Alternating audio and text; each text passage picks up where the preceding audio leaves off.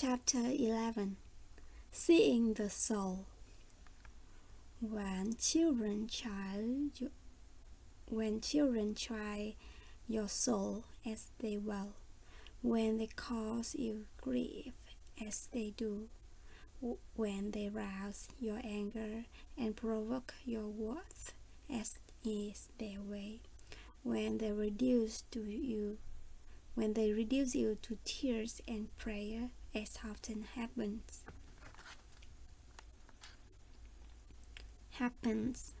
love them. Don't bother about anything at all until you have first made clear to yourself that your love for the child in question is holding firmly, swallowing warmly in your heart.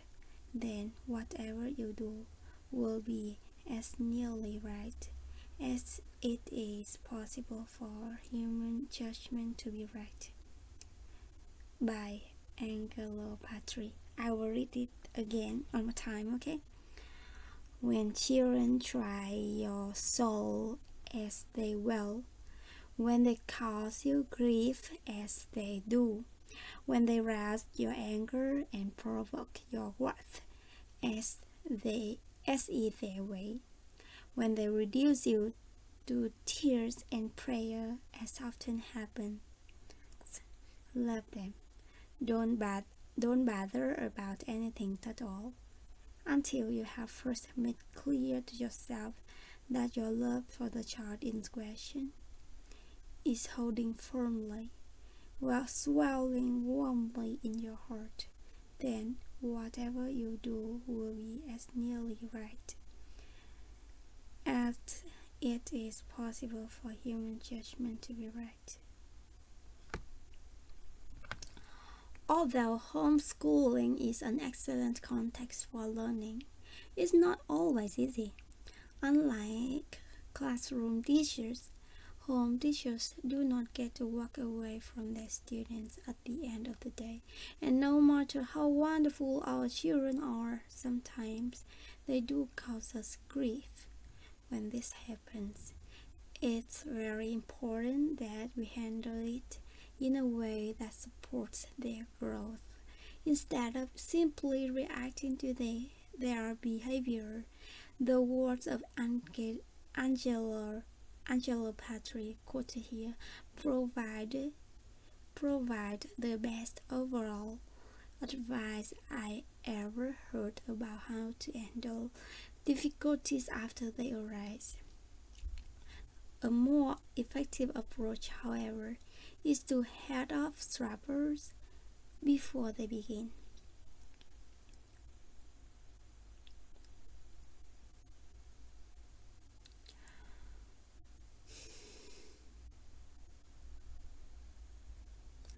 One of the best ways to do this is to see our children for who they really are, not be fooled by their exterior behavior.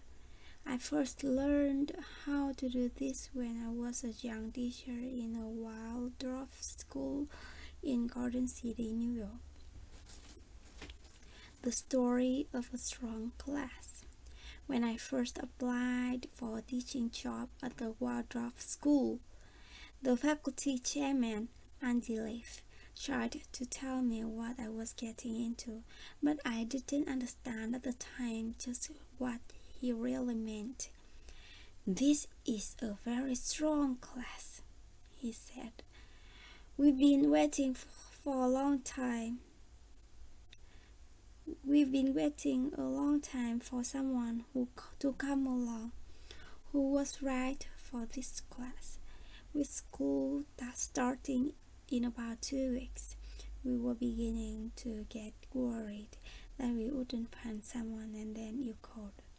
I felt flattered, as if the council of the Most High had recognized my superior qualities and had chosen me for this important position, guided me ever so skillfully to this particular class so I could fulfill my cosmic destiny.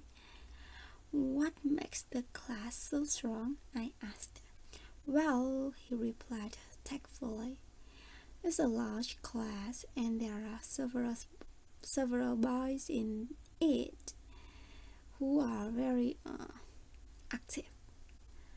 I could see he was choosing his words carefully, and he continued, "There are also several girls who are not afraid to stand up for themselves. Overall, it makes for an interesting. I wouldn't be the last time I would hear that word. It wouldn't be the last time I would hear that word." After the first day with the class, I understood exactly what he was talking about. Yes, it was certainly an interesting class, just like Mongol horses were an interesting group. After a few months of trying every strategy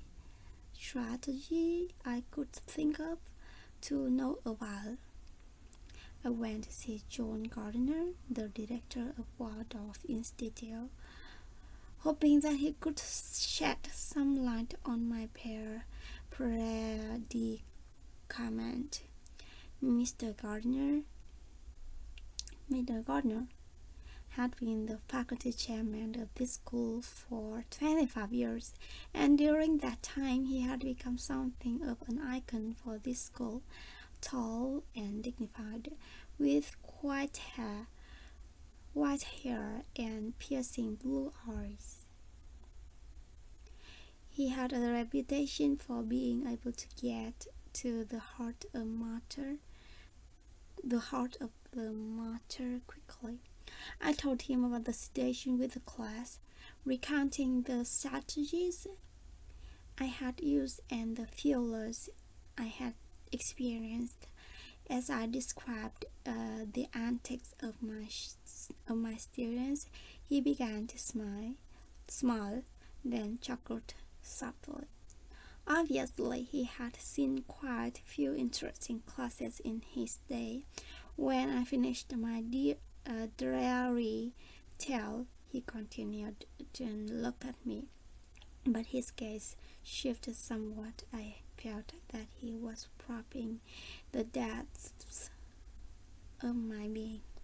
Then he said, "It sounds like you're seeing them as little personalities. You need to see them as souls. If you want to reach them, you have to speak to who they really are, not who they appear to be." At the risk of appearing hopelessly shallow, I replied, "How do I do that?" He then proceeded to describe an exercise that had been used effectively for many years by the older teachers in the school, and he suggested that perhaps my students and I might benefit from it also. The exercise required setting aside a period of time each morning when I first aroused to review each chart in mind.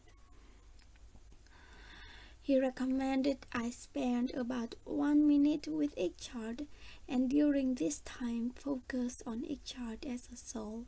That is, I wasn't focused on the superficial annoying behaviors, the tantrums, or the childish foolishness, the lack of academic skills, but instead I should focus on the essence of each child, that inner hidden sparking, seeking to express itself.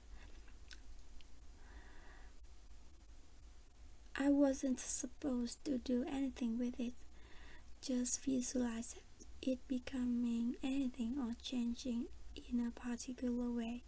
I was just to strive to see it consistently every day. Recognizing the spark. since I had nothing to lose, I decided to try it. Every morning, I got up about 30 minutes earlier than usual, splashed the water on my face, sat quietly in the darkness of the New York winter, reviewing each chart in mind. There were 30 children in the class, so I spent 1 minute with each chart. One by one would pass before me. Manya, Laurel, Michael, Stephanie, until I had visited with them all. At first, it was a mechanical, superficial process. I kept a watch in my lap and I would glance irregularly at the watch, envisioning another chart each time the second hand moved past the 12.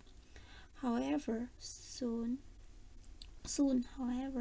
I began to get a feeling for how long a minute was, so I didn't have to keep looking at the watch, and I could focus on each chart more fully. At first, a minute seemed too brief for what I wanted to accomplish. I barely had time to focus on a chart before the minute was up and I had to move on to the next. But gradually, my ability to focus increased, and I found that a minute was quite sufficient. Since I didn't know their true nature, I followed Mr. Gardner's advice and simply tried to see them in the best light possible. For some of the children, it was quite easy. Their beauty shone so brightly that I could scarcely see anything else. For others, I had to look more deeply beyond their rowdiness or their mischievousness, their obstinacy. But as I looked beyond the outer behaviors, I began to find wonderful inner traits, strength, courage, idealism, compassion. Little by little, my admiration for them grew and deepened, and my morning hour became an inspiring and uplifting time. Uplifting time. It was long before my morning review began to affect the way I related to them in the classroom, because I had seen them for who they really were. I wasn't distracted so easily by what they did. Sometimes I had envisioned them in the morning. I would notice something about them changing, and when I saw them in the classroom, I noticed it there also. Then I would look closer and I would see something beginning to arise that had not been present before. A hidden spark that was being drawn into fuller expression. Gradually, day by day, my relationship with the children began to change. A bond was forming that was deeper than our daily struggles, and after several weeks, I noticed the class begin to settle and deepen, and an inner stillness began to pervade the class. There were still outbreaks, but they seemed to lack the same depth as they had previously, and they passed more quickly.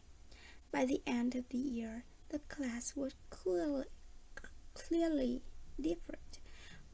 Through this simple mindfulness practice, I learned the art of seeing the soul, and it profoundly affected the way I saw the world.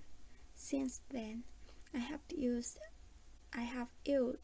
this exercise with my family, friends, and co-workers. I have found it to be invaluable in helping to deepen the relationships. So as you encounter problems with children, remember the words of Angelo Patri and take time every day to bring your children before your inner eye and see them as they really are. By taking a few moments every day to connect with the inner being those around us, we not only vastly improve the quality of our relationships, but also improve our effectiveness in the world. I have used this exercise with my family, friends, and co-workers, and I have found it to be invaluable in helping to deepen relationships.